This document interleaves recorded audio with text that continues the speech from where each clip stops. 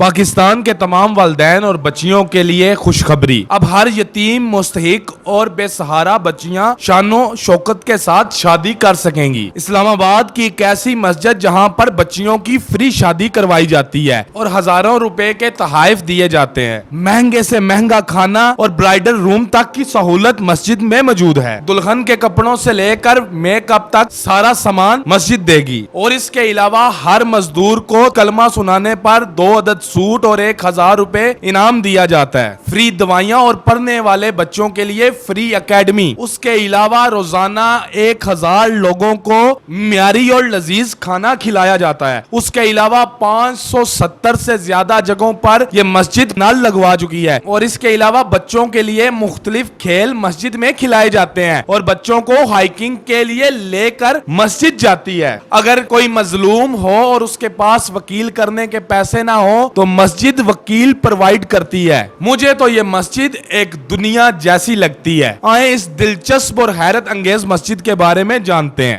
اتنی ساری کاوشیں ہیں، میں نے اتنے سارے ذکر کر دیے ہیں، یہ میں نے تو اس مسجد کو ایک دنیا کہہ دیا ہے کہ اتنے یہاں پہ فلاحی کام ہو رہے ہیں۔ سب سے پہلا جو فلاحی کام تھا وہ آپ نے کون سا شروع کیا تھا؟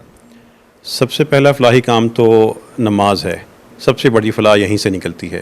یہ جب نماز کے لوگ اکٹھے ہوتے ہیں، یہیں سے رشتے بنتے ہیں، یہیں سے تعلقات بنتے ہیں، یہیں سے دکھ سکھ آپس میں انسان سمجھتا ہے۔ اور اس کے بعد یہاں پہ دسترخوان کا نظام شروع کیا، میڈیسن کا شروع کیا، یہاں پہ ٹیوشن کے حوالے سے پروگرام شروع کیے، کلاسز شروع کی، قرآن کریم کی، مسجد میرج ہال بنایا، مسجد ٹیلی میڈیسن سینٹر بنایا، اور اللہ تعالیٰ کی توفیق سے کرتے کرتے اب 22 شعبے یہاں پہ بن چکے ہیں۔ خیال کیسے آیا کہ یہ سب کچھ ہونا چاہیے؟ بس رسول اللہ صلی اللہ علیہ وسلم کے حدیث پڑھتے ہوئے ایک عجیب سا فرق محسوس ہوتا تھا کہ ان کی مسجد ہر قسم کے دکھوں کا مداوع کرتی تھی اور ہماری مسجدیں محدود ہیں۔ تو جب اللہ تعالیٰ نے توفیق عطا فرمائی اور مسجد قائم ہوئی تو اس وقت سے یہ نیت تھی کہ یہ صرف 5 نمازوں تک محدود نہ ہو، بلکہ 5 نمازوں کے ساتھ ساتھ یہ 5 روزانہ 5 دکھیوں کا دکھ بھی سمیٹے، لوگوں کو کھانا بھی کھلائے، دوائی بھی فراہم کرے، علاج بھی کرے، کوئی بھوکا پیاسا اس مسجد کے سامنے سے کرب کی حالت میں گزرتا ہوا شخص محروم نہ جائے۔ اللہ تعالیٰ کی توفیق سے اب یہاں پہ جتنی بھی لوگوں کی ضرورتیں ہیں یا ان کی تکلیفیں ہیں، ان کے لیے کچھ نہ کچھ یہاں سے ان کو ملتا ہے، اور رب العزت کے کرم سے بغیر مانگے ملتا ہے۔ ماشاءاللہ، اللہ تعالیٰ آپ کی یہ کاوش کو قبول کرے، اور اللہ سے بہتر تو کوئی صلہ دینے والا نہیں۔ اسی مسجد کے سامنے ایک مشہور پلازا ہے جسے سینٹورس مال کہا جاتا ہے، یہاں پہ ایک پلازا بن سکتا تھا، ایک مہنگی جگہ ہے یہاں پہ، اور مسجد کا ایک خیال آیا، یہ زمین اپنی تھی یا آپ نے خرید کر یہاں پہ شروع کیا؟ اسلام آباد میں CDA کی طرف سے مسجد کو الاٹ کیا جاتا ہے۔ 2005 میں اس مسجد کی الاٹمنٹ ہوئی، اس کے بعد پوزیشن ہوا، اوقاف سے باقاعدہ اس کی کمیٹی منظور ہوئی۔ تو یہ سارا ایک لیگل پروسیس ہوتا ہے، اسلام آباد کے رہنے والے اس کو جانتے ہیں۔ تو یہ سارا پروسیس پورا کرنے کے بعد 2017 میں اس کی بڑی تعمیر شروع ہوئی تھی۔ تو اللہ کی توفیق سے دیکھیے، پلازے، تجارتی مراکز، ان سب کی اپنی اہمیت ہے۔ وہیں کے اہل خیر ہوتے ہیں، وہاں کے لوگ ہوتے ہیں جو چھوٹا چھوٹا کرتے کرتے مختلف جگہوں پہ نیکی کام میں حصہ لیتے ہیں، ان کی اپنی اہمیت ہے۔ لیکن مساجد کی جو اتنی بڑی بڑی بلڈنگز ہیں، یہ صرف نماز کے لیے محدود نہیں ہونی چاہیے۔ خاص طور پہ ہمارے ملک میں ہم مہنگائی کا رونا نہیں روئیں گے، ہم یہ دیکھیں گے اللہ تعالیٰ کے ہاں اجر ابھی بھی بہت بڑا ہے، اللہ کا فضل بہت زیادہ ہے۔ ہمیں ان مساجد کے ذریعے ریلیف کا ایسا نظام بنانا ہوگا کہ لوگوں کو نہ حکومت سے توقع ہو اور نہ شکوہ ہو، بلکہ ہم مسلمان ایک دوسرے کو خود ایسے سنبھالنے والے ہوں کہ نظر آئے کہ مسلمان ایسے سنبھالتے ہیں، اس شاندار طریقے سے کام کرتے ہیں، اور مساجد یہ کام حکومتوں سے بہتر کر سکتی ہیں۔ آج مہنگائی اس سے 10 گنا زیادہ بھی ہو تو انشاءاللہ کرتی رہیں گی۔ میں نے کچھ دن پہلے ایک ویڈیو شیئر کی سوشل میڈیا پہ، جس میں ایک ملک الطاف صاحب ہیں جو کہ فری جہیز دے رہے ہیں۔ انہوں نے پورے پاکستان کی بچیوں کے لیے اعلان کر دیا کہ 2 لوگوں کی گواہی کے ساتھ میرے پاس آ جائیں، میں ان کو فری جہیز دوں گا۔ ابھی تک میرے فون میں 10,000 سے زیادہ بچیوں کے میسیجز آ گئے ہیں۔ اب میں آپ کی ویڈیو میں کہہ رہا ہوں کہ آپ فری شادی کروا رہے ہیں، فری ان کو کپڑے دے رہے ہیں، برائڈل روم آپ نے دیا ہے، فری کھانا دے رہے ہیں، تو یہ میری باتیں جائز ہیں؟ اگر وہ جو میری بہنیں، میری بیٹی جو بیٹیوں کی جگہ پہ ہیں، مائیں کی جگہ پہ ہیں، شادی جو نہیں کرنا چاہ رہی ہیں، جو مجبور ہیں، وہ یہاں پہ شادی کر پائیں گے؟ کھانا ملے گا، کپڑے ملیں گے؟ اس کا فیصلہ تو آپ کریں گے کہ مل رہا ہے یا نہیں۔ ہم کوئی دعویٰ نہیں کریں گے، نظام موجود ہیں، دروازہ کھولیں، نظام دیکھ لیں۔ روز کی 5 میں آپ کو آفر کر رہا ہوں کہ آپ کا میڈیا، آپ کا چینل 5 بیٹیوں کی شادی کے لیے یہاں پہ لوگوں کو لاتا جائے، شادیاں کرواتا جائے۔ روزانہ 5 کروائیں گے؟ روزانہ 5 کریں۔ میں کہہ رہا ہوں اگر سال کی ہمارے پاس 5000 بیٹیاں بھی آئیں، ہال موجود ہے، کیٹرنگ کا سامان موجود ہے، لائٹنگ موجود ہے، آئیں شادی کریں اور چلے جائیں۔ اس میں یہ وہ نظام ہے جس میں پیسے کی ضرورت نہیں ہے، اس میں لوگوں کو ایک نظام بنا کے دے دیا گیا ہے، آئیں اسے فائدہ اٹھائیں اور چلے جائیں۔ لیکن اس میں ایکسپینس آئے گا نا, کھانا جو بنانا ہے وہ سارا وہ کون افورڈ کرے؟ بچی کے کپڑے ہوں گے, میک اپ ہوگا. جو صاحب حیثیت افراد ہیں وہ اپنا کھانا خود پکاتے ہیں, ان کو مسجد میرج ہال کی تمام سہولیات فری ہوتی ہیں. اب ایسی کوئی ماں آ جائے جو بیوہ ہے, بیٹیاں ہیں, معذور باپ ہے, اس کی بیٹیاں ہیں, کوئی نوجوان ہے شادی کرنا چاہتا ہے لیکن اس کے پاس وسائل نہیں, حتیٰ کہ اپنے مہمانوں کو کھانا کھلانے کے بھی وسائل نہیں. تو یہ تو اللہ تعالیٰ کا نظام ہے, وہ آئے گا اللہ تعالیٰ خود ہی دروازے کھول دے گا. یہ میں اپنے ارادے سے تو نہیں کر رہا, یہ اللہ تعالیٰ ہمیں عطا کرتا ہے. وہاں پہ لوگوں کی ضرورت ہوتی ہے, وہ تڑپتے ہیں, دعا کرتے ہیں, اللہ تعالیٰ یہاں سے وسیلہ بنا دیتا ہے. ہم تو یہاں پہ جس دن سے کام شروع کیا ہے رحمت العالمین نام کی برکت اور رب العالمین کی رحمت کے منظر دیکھتے آ رہے ہیں. اس لیے مجھے تو ہزاروں بیٹیوں کی بھی شادیاں ہوں تو مجھے یہ پریشانی نہیں کہ میں نے ان کے لیے فنڈ کتنا ہوگا. اللہ پہ توکل ہو تو فنڈ کا حساب نہیں کیا جاتا, بس اللہ سے امید لگائی جاتی ہے. اللہ کرے ایسا ہی ہو.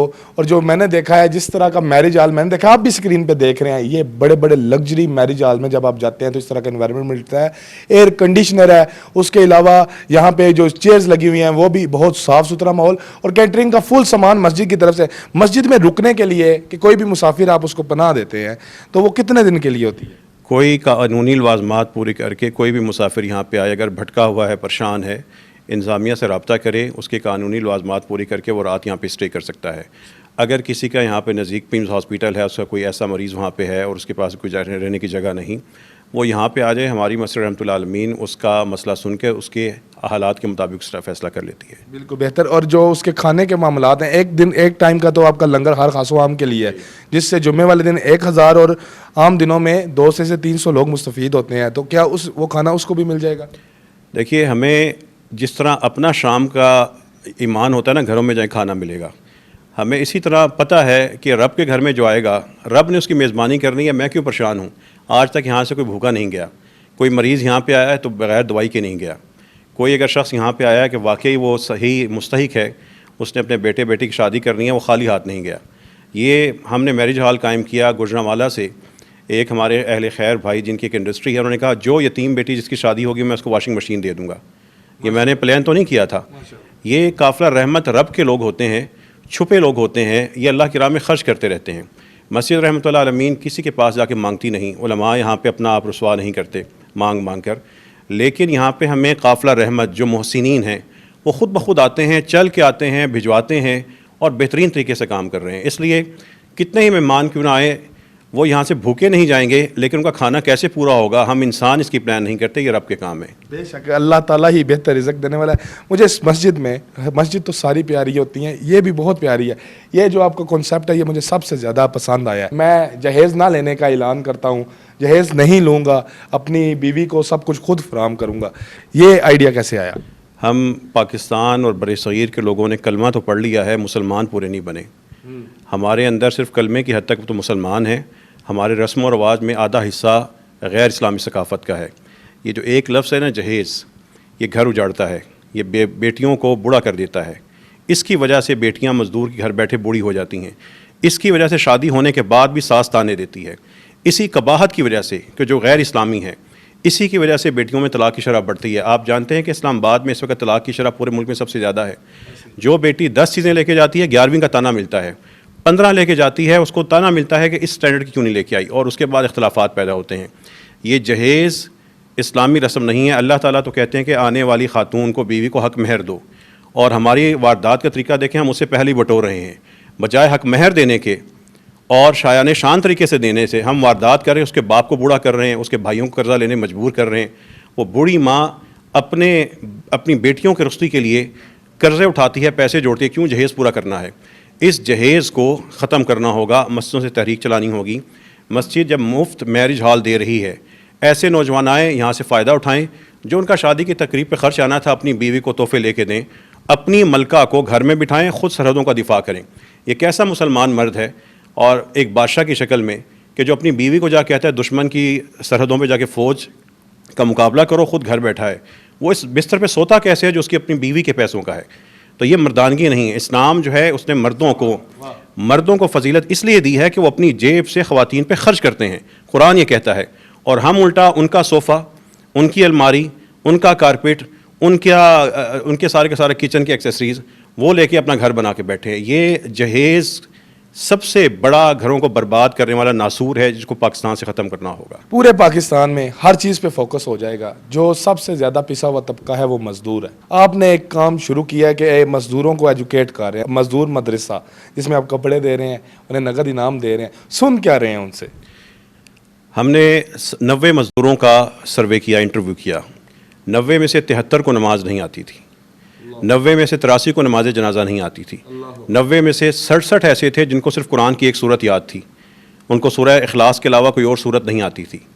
یہ جن کے بچے مدارس پال رہے ہیں, ان کے بچوں کے باپ جو محنت کش مزدور ہیں, ان کی کسی نے تربیت کا کوئی بندوبست کیا؟ اسلامی جمہوریہ پاکستان تو لگا لیا, لیکن ان کو نماز نہیں آتی, ان کا کوئی سوچنے والا نہیں. یہ ہمارے قرب و جوار میں ہے. میں اسلام آباد کے F8 سیکٹر میں سب سے ترقی یافتہ اور سب سے زیادہ تعلیم یافتہ شہر میں کھڑے ہو کے بات کر رہا ہوں کہ یہاں کے محنت کشوں کو نماز ہی نہیں آتی. اکثریت کو یہاں پہ نماز جنازہ نہیں آتی, پیچھے کھڑے ہو جاتے ہیں. ان کا قصور نہیں ہے. میں ان کو مورد الزام نہیں ٹھہراتا. مورد الزام ہماری مذہبی جماعتیں, ہماری مساجد والوں کی پالیسی ہے. یہ کہاں کھو گئے؟ انہوں نے اپنی گلی محلے کے لوگوں کو کیوں نہیں سنبھالا؟ ان کی تعلیم کا بندوبست کیوں نہیں کیا؟ ان کو قبروں میں اترنے سے پہلے کلمہ تو ان کو ٹھیک کروا لیتے, ان کی نمازیں ٹھیک کروا لیتے. اس لیے کہ ہمارے ایجنڈے فرقہ وارانہ ہیں, ہم شخصیات کے پیچھے بھاگ رہے ہیں, ہم حقائق سے آنکھیں چرا کر ادھر ادھر جاتے ہیں, اور اپنے جو سب سے قریب لوگ ہماری جنت کی کنفرم ضمانت ہیں, ہم ان کو چھوڑ کے ادھر ادھر جنتیں تلاش کرتے ہیں. ان مزدوروں کے لیے تعلیم کا بندوبست ہے, مزدور مدرسہ قائم ہے. کوئی 3 صورتیں یاد کرتا ہے اس کو 1000 روپے مل جاتا ہے.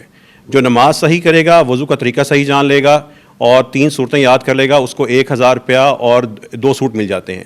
جو دوسرے مرحلے میں مزید 3 صورتیں یاد کرے گا, نماز جنازہ یاد کر لے گا, اس کو 1000 روپیہ اور 3 سوٹ مل جائیں گے. یہ نظام بنایا ہے مزدور مدرسہ کا.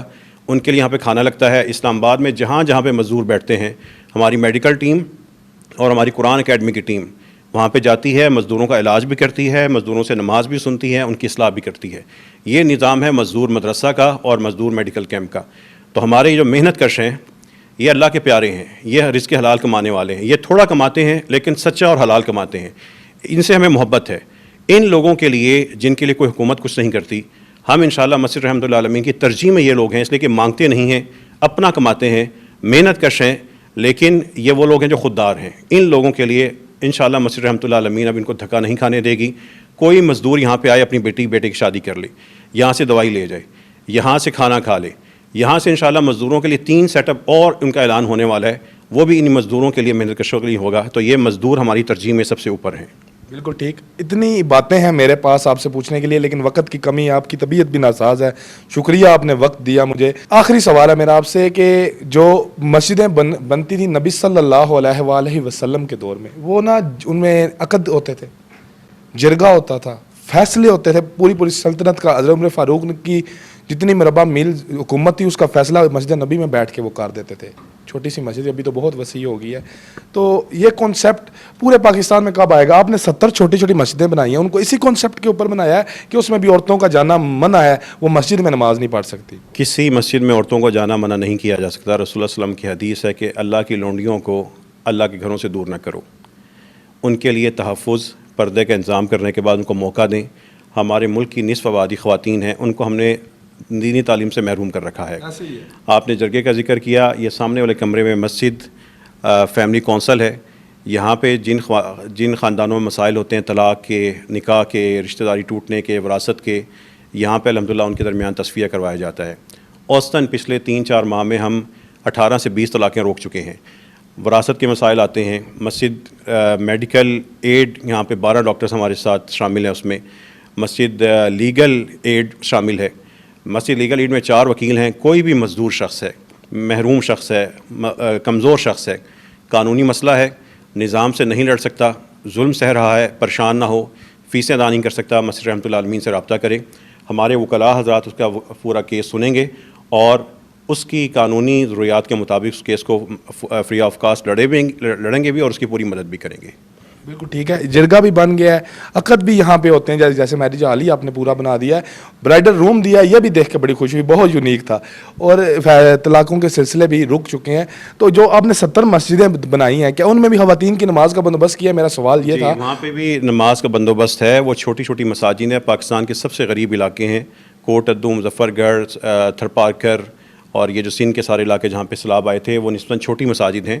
لیکن وہاں پہ خواتین نماز ادا کرتی ہیں، وہاں پہ ان بچیوں کی کلاسز ہوتی ہیں. مقصد یہی ہے کہ ہم مسلمان اپنے تنگ سے دائرے سے نکل کر امت بن کے جینا سیکھیں، امت بن کے آپس میں کام کرنا سیکھیں. اور اگر امت بن کے کام کرنا ہے تو سب سے بہترین پلیٹ فارم کوئی فرقہ کوئی تنظیم نہیں، اپنے اپنے علاقے کی مسجد کو مرکز بنائیں. ان کے ساتھ اگر آپ جڑ کر لوگوں کی خدمت یا انسانیت کی خدمت کرنا چاہتے ہیں، ان کے نمبرز، ان کے بینک اکاؤنٹ سب میں نے اسکرین پہ چلا دیے ہیں. اس کے علاوہ جو خواتین ہوتی ہیں، جو ماں ہوتی ہے، وہ سب سے بڑی استاد ہوتی ہے. اگر وہی دین سے دور ہوگی تو اولاد کیسے دین کے نزدیک ہو سکتی ہے. دعاؤں میں یاد رکھیے گا. پروگرام پسند ہے شیئر ضرور کیجیے گا. اللہ حافظ. اللہ نگہبان. پاکستان زندہ باد.